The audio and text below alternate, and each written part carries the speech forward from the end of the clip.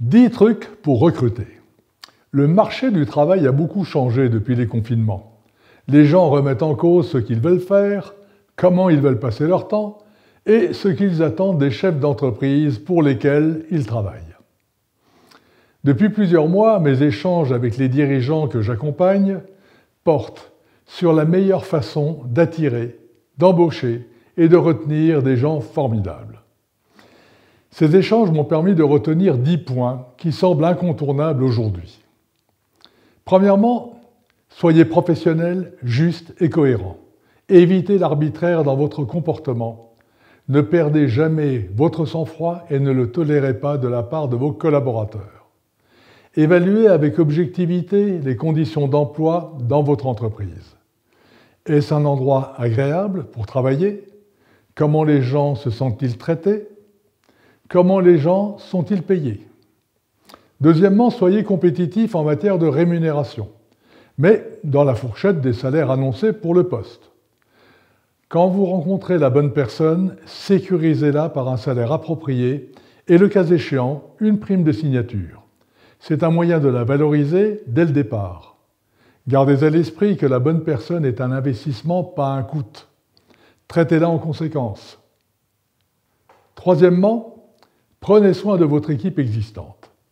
Passez en revue ce que les gens gagnent et ajustez les salaires des plus performants, si nécessaire, sur une base trimestrielle. Ne recrutez pas de nouveaux talents à prix d'or tout en négligeant l'équipe existante. Cela provoque du ressentiment et du mécontentement. Assurez-vous que vos employés restent heureux. Quatrièmement, valorisez les avantages sociaux de votre entreprise, les plans d'intéressement, la participation. Impliquez également votre équipe. Parfois, ils vous solliciteront pour des avantages auxquels vous n'auriez jamais pensé, car la valeur de ces avantages est totalement subjective, du style boisson ou café gratuit par exemple. Cinquièmement, décidez-vous rapidement. Il est essentiel d'agir vite lorsque vous trouvez un excellent candidat.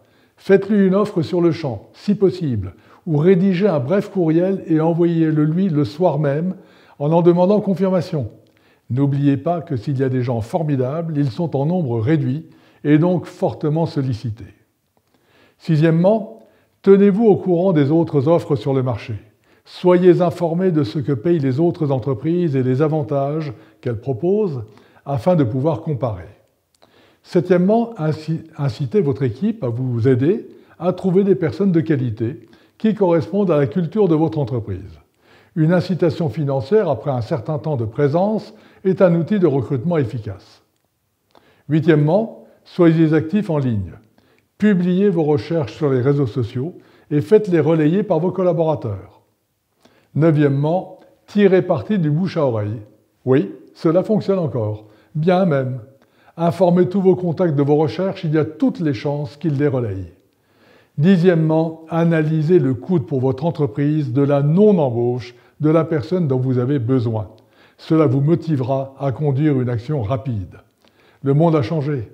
Le capital humain est devenu à ce point important pour le développement des entreprises qu'il doit être la première de vos préoccupations. La hiérarchie n'est plus opérante. Seule la motivation permet d'obtenir des résultats. L'employeur ne choisit plus le bon employé, c'est le bon employé qui choisit l'entreprise à laquelle il va contribuer si on lui donne des raisons de le faire. Si cette vidéo vous a plu, abonnez-vous à ma newsletter, à ma chaîne YouTube, téléchargez mon livre gratuit, les liens sont juste en dessous. À bientôt.